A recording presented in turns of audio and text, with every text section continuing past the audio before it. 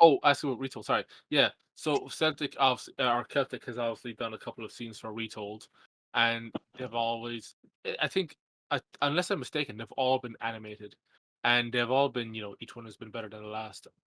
You have sent me your recent scene, and in regards to where you started with Retold, or even with oneself to where you are now, can you even never mind what I think, but what in regards to watching your own work back, do you see the growth, or do you see like just something that you've kind of been delivering upon and been kind of just expanding upon each time?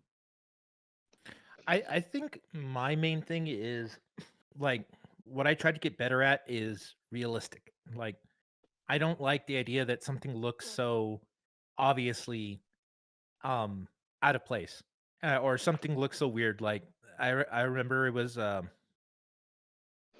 was one of the animations I did for you for Retold, and I just remember seeing like the character move, like they do a little janky motion with their arm, and that's all it took for me to be like, ah, doggone it, because I hate because when you see that stuff, it takes you out of the moment, right?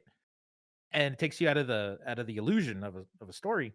So I like to think that I've made progress with pacing in a way that would try to make people not leave the moment. And if like the scene that I have with you, I don't know if you care if I say which scene I had or not, but I could just say two people were talking to each other and one of them has a helmet, and so that's not that big a deal, but the other one didn't have a helmet. But at the same time, I didn't want them just staring forward with their eyes not doing anything, so I was trying my best to get the eyes and the mouthing expression and the person to make it look like it's actually a person.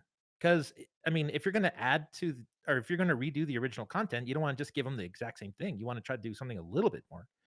So, I went with that. So if I could say that I gotten better with anything, it's trying not to make my scene so long, even if it's just like what I call eye candy, and make it more like the little small time you have, make it as cool as you can, and then leave it. Hit it and then leave it alone, you know?